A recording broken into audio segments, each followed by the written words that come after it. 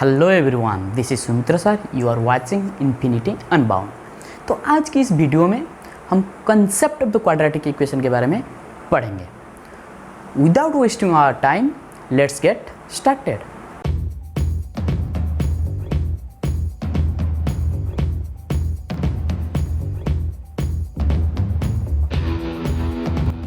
Hello friends, you are watching infinity unbound. तो अब हम concept of the quadratic equation के बारे में जानेंगे। तो एक quadratic equation in the variable x is an equation of the form ax square plus bx plus c is equal to 0 where a b c are the real numbers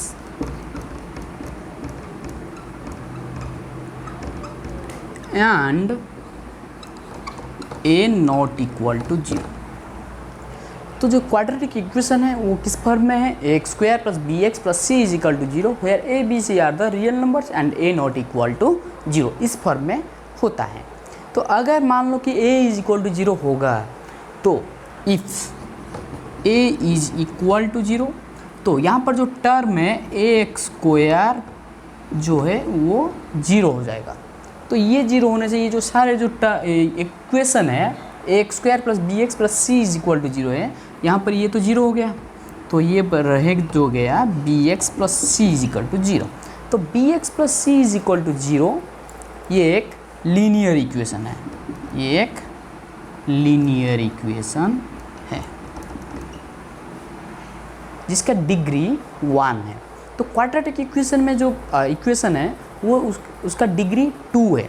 तो यहाँ पर देख सकते हो जो क्वाड्रेटिक इक्वेशन में जो variable involve है x जो इन्वॉल्व है उसका जो हाईएस्ट पावर है वो 2 है। तो इसका मतलब क्वाड्रेटिक इक्वेशन का डिग्री 2 होता है। तो अगर दिया गया है a square plus b x plus c is equal to 0 where a b c are the real numbers and a not equal to 0। अगर ए 0 होगा तो ये ए स्क्वायर टर्म भी 0 हो जाएगा, तो ये एक क्वाड्रेटिक इक्वेशन नहीं रहेगा, वो एक लीनियर इक्वेशन में बन जाएगा। तो इसीलिए a not equal to 0 it is a very important point for the quadratic equation. तो a square plus b x plus c is equal to 0 quadratic form की जनरल फॉर्म होता है, a square plus b x plus c is equal to 0। तो यहाँ पर जो x square का coefficient है ए है उसको बोलते हैं quadratic coefficient, quadratic coefficient. And जो बी एक्स का जो कोफिशिएंट बी है उसको बोलते हैं linear coefficient, linear coefficient. And जो सी है वो कांस्टेंट टर्म है, वो है कांस्टेंट टर्म है। तो मेरे पास 2 एग्जाम्पल्स हैं। अब हम ये चेक करना है कि ये क्वाड्रेटिक इक्वेशन है या नहीं। चलो हम चेक करते हैं। पहला इक्वेशन है x square minus 5x plus 3 is equal to 0 and दूसरा है 2x square minus 3x plus 6 is equal to 0। तो जो x square minus 5x plus 3 is equal to 0 यहाँ पर देखा जा सकता है कि यहाँ पर जो वेरिएबल इन्वॉल्व है x है, इसका हाईएस्ट पावर 2 है। तो यहाँ पर 1 है, यहाँ पर 2 है, तो हाईएस्ट पावर 2 है, मतलब इसका डिग्री जो है 2 है। तो ये क्वाड्रेटिक पॉलिनोमियल है ऑफ डिग्री 2। तो क्वाड्रेटिक पॉलिनोमियल है तो इसका मतलब ये क्वाड्रेटिक इक्वेशन भी है। तो यहाँ पर ये फॉर्म में आता है एक a x square plus b x plus c is equal to 0। तो ए यहाँ पर होता है +1, बी होता है -5, सी होता है +3। तो ये क्वाड्रेटिक कोफिशिएंट बन जाता है a is equal to +1, linear coefficient बन जाता है -5, कांस्टेंट टर्म है +3। चलो सेकंड एग्जांपल से देखते हैं। सेकंड एग्जांपल्स क्लियरली ये देखा जा सकता है कि ये जो हाईएस्ट पावर वेरिएबल इन्वॉल्व है x, इसका है 2। तो ये क्वाड्रेटिक पॉलिनोमियल है। तो e इज इक्वल टू 0 मतलब एक क्वाड्रेटिक इक्वेशन है। तो फॉर्म में है a square plus b x plus c is equal to 0। तो यहाँ पर a है +2, b है -3√2, c है +6 and a b c are the real numbers। मेरे पास दो एग्जाम्पल्स हैं, तो इसे सिंप्लीफाई करते हैं और देखते हैं ये क्वाड्रेटिक इक्वेशन है या नहीं।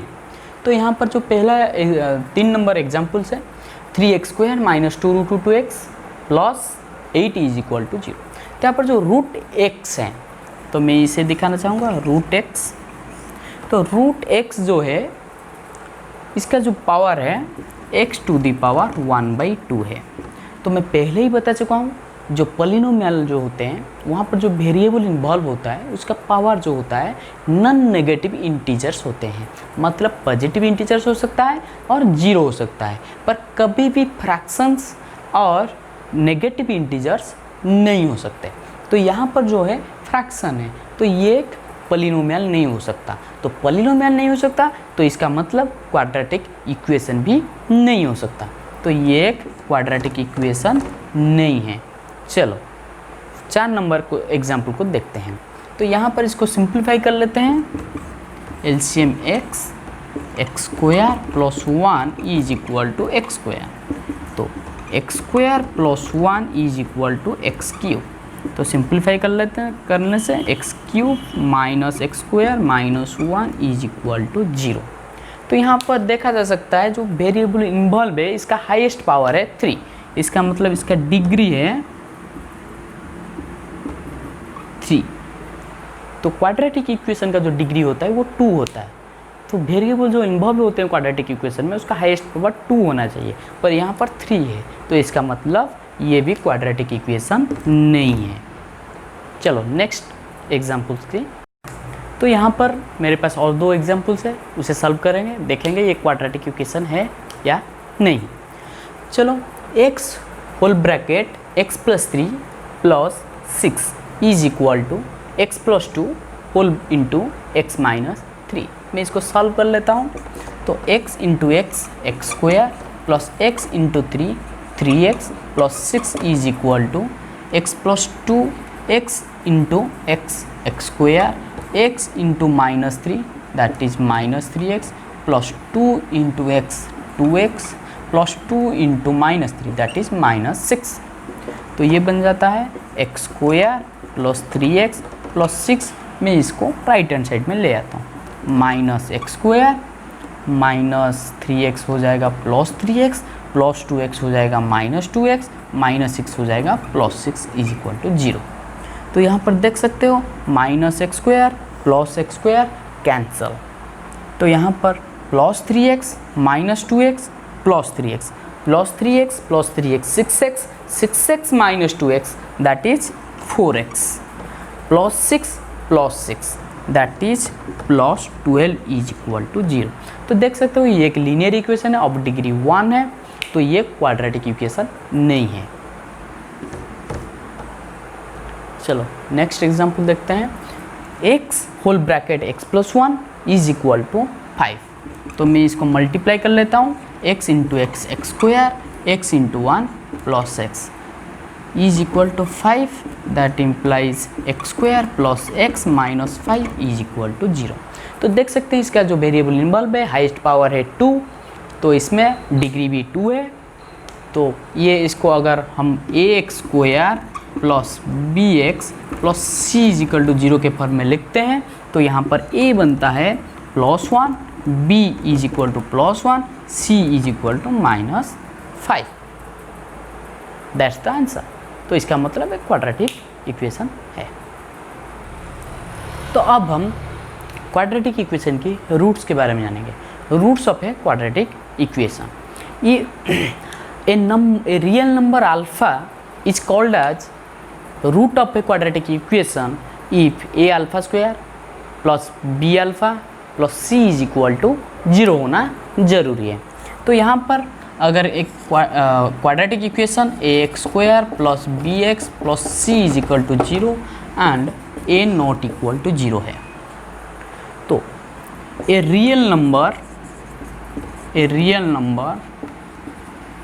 Alpha is called as root of the quadratic equation ax² + bx + c = 0 if a⁴ + b⁴ + c = 0 होना जरूरी है। तो इसका मतलब x की जगह पर x की जगह पर एक रियल नंबर अल्फा को अगर पुट करें उस इक्वेशन में, left hand side and right hand side equal हो जाए, left hand side and right hand side satisfy हो जाए, तो उस रियल नंबर अल्फा को बोलेंगे root of the quadratic equation ax² plus bx plus c is equal to 0। तो इसका मतलब है x की जगह पर हम अल्फा को पुट करेंगे इक्वेशन में, तो ax² plus bx plus c is equal to 0 है। तो x की जगह पर किसको पुट करेंगे, एक रियल नंबर जो कि मैं अल्फा लिया हूँ यहाँ पर, तो दैट इम्प्लाइज a अल्फा का square plus b into alpha plus c, ये भी 0 होगा, इज इक्वल टू 0। अगर हुआ तब जाके हम उसको अल्फा को बोलेंगे root of the quadratic equation ax² plus bx plus c is equal to 0।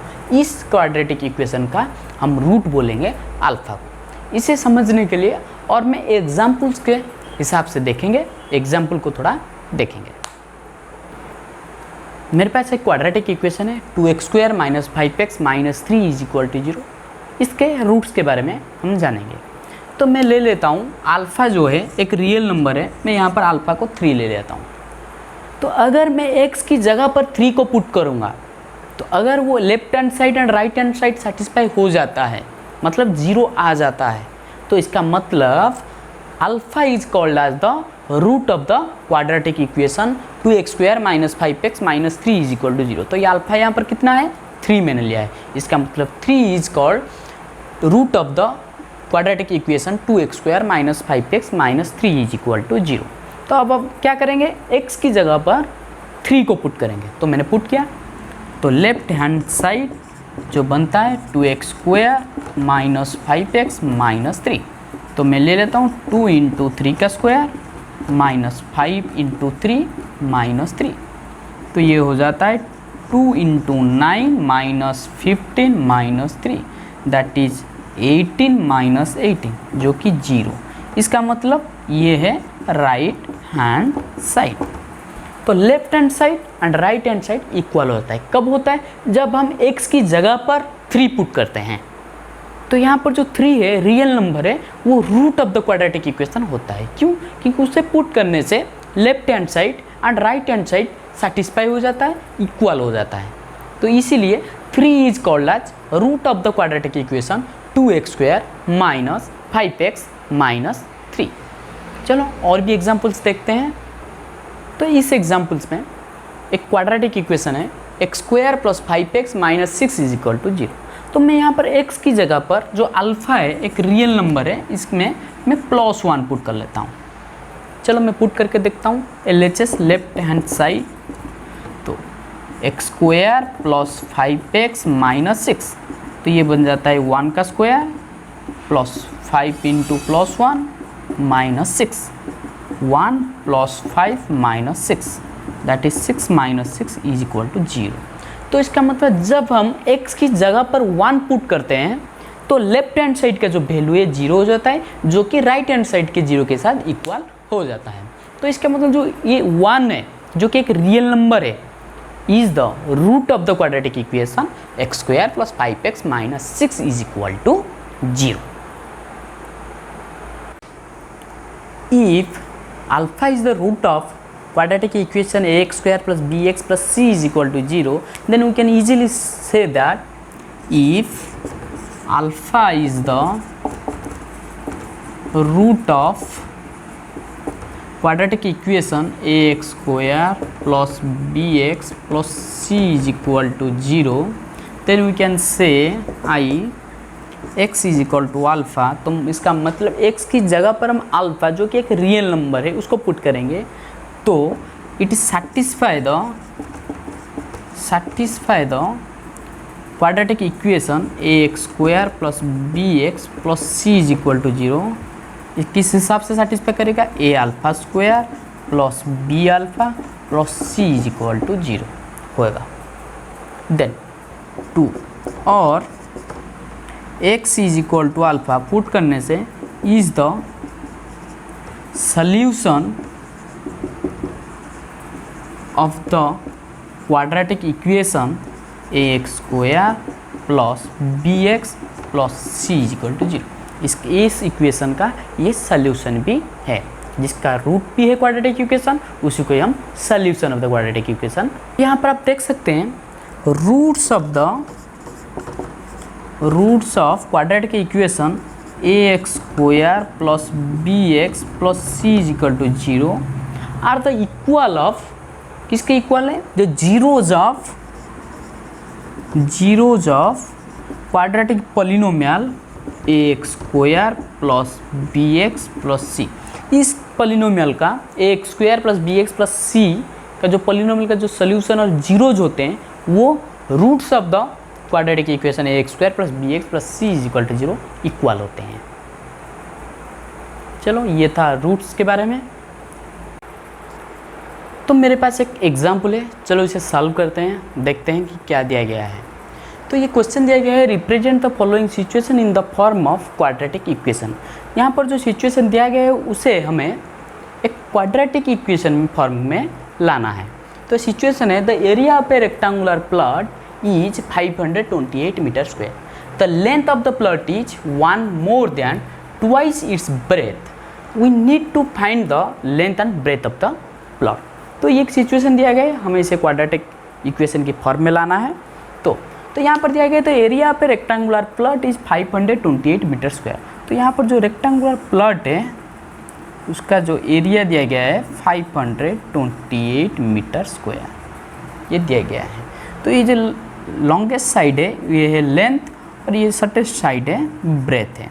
तो दिया गया है कि breadth the area of a rectangular plot is 528 metre square and the length of the plot, ये जो लेंथ ऑफ द प्लॉट, ये plot का जो लेंथ है 1 मोर, एक ज़्यादा है, ट्वाइस इट्स ब्रेथ से ट्वाइस टाइम्स एंड 1 मोर है। तो इसका मतलब ब्रेथ का ट्वाइस, 2 इंटू ब्रेथ 1 मोर, मतलब 2 इंटू ब्रेथ प्लस 1। तो ये क्या है, 2 into breadth plus 1 is the length of the rectangular plot. तो मान लो मैं अगर ब्रेथ को x मीटर ले जाता हूँ, कितना लूँगा, x मीटर, तो ट्वाइस इट्स ब्रेथ मतलब 2 इंटू एक्स, तो उसके बाद 1 मोर है मतलब प्लस 1 है। तो ये जो हो गया 2x प्लस 1 मीटर, ये हो जाएगा लेंथ का, लेंथ हो जाएगा। तो यहाँ पर मैं ले लेता हूँ b breadth is equal to x metre, length is equal to 2x plus 1 metre. तो हमें पता है area of the rectangular plot होगा लेंथ इंटू ब्रेथ। सो मैं लेता हूँ लेट ब्रेथ भी x मीटर, ब्रेथ कितना होगा, x मीटर। तो यहाँ पर लेंथ कितना होगा, लेंथ ट्वाइस इट्स ब्रेथ मतलब 2 इंटू एक्स, 1 मोर है प्लस 1 मीटर। तो एरिया ऑफ द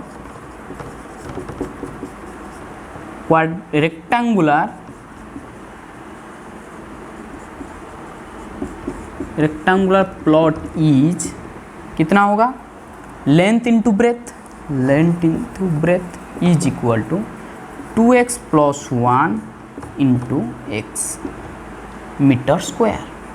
तो यहाँ पर जो अकॉर्डिंग टू द क्वेश्चन कितना दिया गया है, according to the question length into breadth दिया गया है 528 metre square. That implies area of the rectangular plot is 2x plus 1 into x is equal to 528 metre square. तो मैं इसको थोड़ा मल्टीप्लाई कर लेता हूँ, x into 2x that is 2x square plus 1 into x is equal to 528। तो अगर मैं इसे लेफ्ट हैंड साइड में ले आता हूँ 2x square plus x minus 528 is equal to 0। तो ये क्वाड्रेटिक इक्वेशन की फॉर्मेट में आ जाता है, एक क्वाड्रेटिक इक्वेशन की फॉर्म में आ जाता है। 2x square plus x minus 528 is equal to 0। तो इस सिचुएशन को हमने क्या किया, एक क्वाड्रेटिक इक्वेशन की फॉर्म में ले आया हूँ। That's it, thank you for watching.